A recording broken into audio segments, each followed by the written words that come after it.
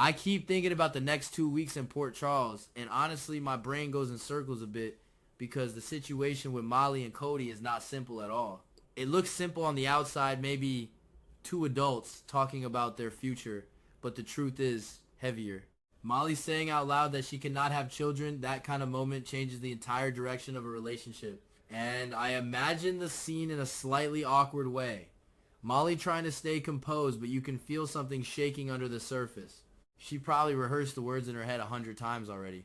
Still, it comes out uneven. Like when someone says something important, but their voice does not fully cooperate. And Cody hearing it, that is the real question. Because a lot of people say they are fine with something, but later they realize they were not prepared for the reality.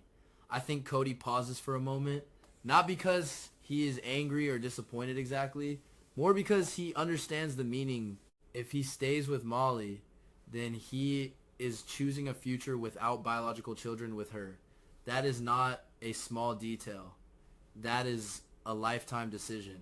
My gut feeling tells me Cody might accept it maybe faster than Molly expects. There is something about him lately that feels more grounded than before. Like he is tired of drifting around, and if he accepts Molly completely, situation and all, then the next surprise might come from him instead. A proposal. Yes, that is what I am thinking. Not immediately, maybe after a quiet conversation, but soon enough that Molly does not see it coming.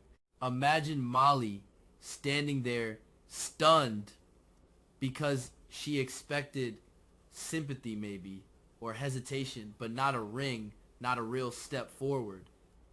It would shake her a bit in a good way though. Life rarely follows the exact plan people build in their heads. Sometimes it stumbles into something different. Something messy but real. While that emotional storyline is unfolding, another part of the town is moving into darker territory. Jason and Cullum, this situation feels dangerous from every angle. Jason is the kind of man who usually strikes first. He does not wait for permission. If he decides Cullum has to go, then he will make a move. But I do not think the plan works this time. Something goes wrong before Jason even pulls the trigger. I can almost picture it. Jason preparing to confront Cullum, maybe thinking he finally has the advantage. Then suddenly, the tables turn. An ambush maybe. Someone hits him before he even understands what is happening. Jason is tough, everyone knows that. But even tough people get blindsided. And when that happens, the strongest fighter can still end up on the ground. Sonny, meanwhile, is probably putting too much faith in the idea that Jason will solve the Cullum problem. Sonny trusts Jason more than anyone, maybe too much sometimes. Sonny thinks the situation is already handled, but the truth is the opposite. And then comes the moment that would really get under Sonny's skin. Cullum walking in front of him, calm, almost amused, saying that Jason has already been dealt with. The arrogance of that statement alone would drive Sonny furious. You can imagine Sonny clenching his fists, trying to keep control. But here's the cruel twist. Sonny cannot simply attack Cullum, not without consequences. Cullum is the kind of enemy who prepares traps inside traps. If Sonny lays a hand on him without proof of anything, Cullum could easily turn the situation around. Suddenly, Sonny becomes the criminal in the eyes of the law. The prison waiting at the end of that road. Maybe even permanently this time. So Sonny Rage would have nowhere to go. That kind of helpless anger is worse than a fight. A fight at least gives someone an outlet. This is just frustration sitting in the room like a storm cloud. Britt's situation also seems grim. Honestly, I feel bad thinking about it. Britt has already gone through so much chaos in her life, and now Cullum might push her into an even worse corner. So if he forces her to work for him, then she basically loses control of her own life again. What makes it darker is the isolation. Cullum probably would not let Britt see anyone. No family, no friends, nothing. She becomes invisible to the rest of Port Charles. People might hear a story that Britt left town for Canada, starting a new life there. That explanation would sound believable enough for some people. Maybe not for everyone though. Because Britt has roots in the town. Complicated roots, yes, but still real ones. Disappearing without much contact would raise eyebrows eventually. But by then, Cullum may already have what he wants from her. And imagine Britt trapped in that situation.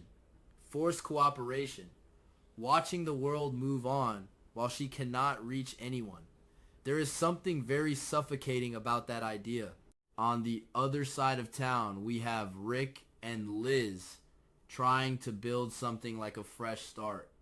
Rick has always been a complicated person, not exactly a simple hero, but lately he seems to want stability. Maybe he believes Liz can be that stability. Their moments together might look peaceful for a while. Small conversations, quiet dinners, maybe the feeling that the chaos of the past is finally settling down. Rick probably wants to believe this is the beginning of a long, calm chapter. But the problem is Dante. Ass feelings do not follow polite rules. Dante, starting to develop emotions for Liz, creates a new tension immediately. He may not even plan it, it just happens slowly. A look lasting a bit too long. A conversation that feels warmer than expected. Eventually, that kind of thing becomes impossible to ignore. And once it reaches that point, the idea of Dante and Liz as a couple stops sounding impossible. It becomes something that could genuinely happen. Rick would not accept that easily. No chance. Rick has always been protective of what he considers his. Seeing Liz drift toward Dante would reopen old insecurities, maybe even anger that he thought he left behind. So the happiness Rick imagines now might only last a short time. A fragile moment before the storm returns. Meanwhile, Brennan is observing things quietly. Brennan is not the loud type when it comes to strategy. He watches first, gathers information, and it seems likely he will start noticing Cullum's suspicious behavior. Once Brennan begins connecting the dots, the situation gets interesting. Because Brennan might figure out where Jason is being held. If Jason is still alive and in prison somewhere, Brennan could become the unexpected rescuer. There is something ironic about that possibility. Jason and Brennan have never been exactly friendly. Enemies, at times even. But circumstances can flip alliances quickly. If Brennan starts viewing Cullum as a new threat, then helping Jason suddenly makes sense. Sometimes enemies of yesterday become allies of necessity. Not out of affection, but out of shared interest. That dynamic could create a very tense rescue scenario. Two men who do not fully trust each other, forced to cooperate for survival. While all this tension builds elsewhere, another storyline brings a completely different type of drama. Nathan and Lulu, their relationship beginning to spark. It feels lighter compared to the darker plots, but still complicated. The moment they finally kiss could be awkward and sweet at the same time. Maybe neither of them planned it exactly. Maybe it just happens during a conversation that gets too close, too emotional, and then suddenly Maxie sees it. That is where things explode. I can almost hear the shout already. Maxie yelling in disbelief because in her mind this pairing is unacceptable. Maxie reactions are rarely quiet. She would probably feel betrayed, confused, angry all at once. Emotions colliding in her head without order. Nathan trying to explain would only make the scene louder. Lulu standing there wondering how everything turned into chaos so fast. That moment could fracture friendships instantly. Relationships in Port Charles have a way of doing that. One unexpected kiss, and suddenly everyone is arguing in the middle of the room. Danny's story might be one of the saddest threads in the coming weeks. He is still a kid trying to understand an adult world full of secrets and danger.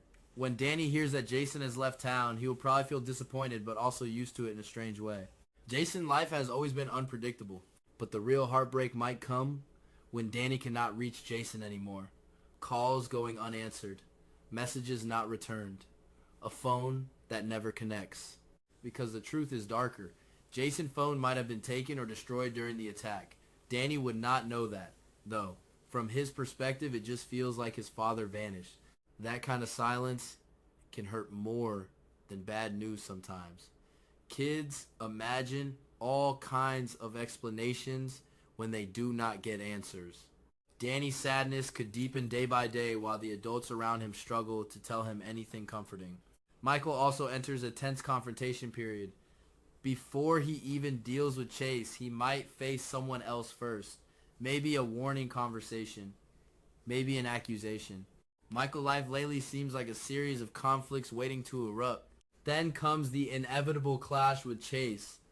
Their relationship right now is practically built on hostility. Chase sees Michael as the enemy, not just a rival, but someone he genuinely wants to bring down. I imagine Chase losing patience completely during their argument, raising his voice, telling Michael directly that he hopes to find proof of a crime. Something solid that would allow him to arrest Michael and send him to prison. Those words would hang in the air like a challenge. Michael might respond calmly on the surface, but inside he would be calculating every possible move. Because once a police officer openly declares that kind of goal, the game becomes extremely dangerous. Another quieter but still intriguing storyline involves Jacinda revealing parts of her past. People often carry stories they never talk about until the right moment arrives. Jacinda might finally reach that point. She mentions Delilah as someone important in her life. That detail alone opens many questions. Who was Delilah exactly? A friend, a mentor, family maybe. The emotional tone of the conversation could hint at loss or regret. The person listening might be Christina. Christina has a way of drawing out personal stories from others, but it could also be Ava. Ava curiosity sometimes pushes people to reveal more than they planned. Either way, the story about Delilah would probably explain some of Jacinda's current choices. The past has a habit of shaping the present in ways that are not always obvious at first. Finally, there is Sidwell and his dinner party, which sounds elegant in theory, but disaster seems almost guaranteed. Too many volatile personalities in one room rarely ends well. Sidwell probably imagines a sophisticated evening, good food, and controlled conversation. Maybe even some strategic alliances being formed across the table. But Port Charles events rarely stay controlled for long. Several troublemakers are likely to appear. People carrying grudges. People looking for confrontation. One argument leads to another, and suddenly the entire dinner becomes chaos. I would not be surprised if voices rise across the room, accusations flying, maybe even someone storming out halfway through the meal. Sidwell watching his carefully planned event collapse around him. Sometimes the most dramatic moments happen during situations that were supposed to be polite. A dinner table turning into a battlefield of words. So when I step back and look at all these threads together, the next 2 weeks feel packed with emotional turns. Molly facing a painful truth but maybe gaining unexpected love. Jason disappearing into danger. Sonny trapped by rage he cannot release. Britt possibly living as a ghost under Cullum control. Rick dreaming of happiness while Dante feelings threatened to ruin it. Nathan and Lulu risking everything with one kiss. Maxie reacting like a thunderclap. Danny quietly hurting because his father cannot answer the phone. Michael and Chase circling each other like enemies waiting for the right moment to strike. Jacinda opening a door to her past. Sidwell dinner collapsing into a mess of shouting and scandal. It is a lot. Honestly, almost too much to process in one sitting. But that is Port Charles for you. Nothing ever stays calm for long. And just when someone thinks they understand what will happen next, the story twists again. I keep thinking about that proposal possibility from Cody though. It sticks in my mind. Maybe because it feels like the only hopeful spark in the middle of all this looming trouble. Or maybe I am wrong. Maybe even that moment will turn complicated. In this town, happiness often arrives, with a shadow following right behind it. Either way, the next couple weeks are not going to be quiet. Not even close. And part of me kind of likes that unpredictable mess, even when it leaves my thoughts tangled trying to guess what comes next.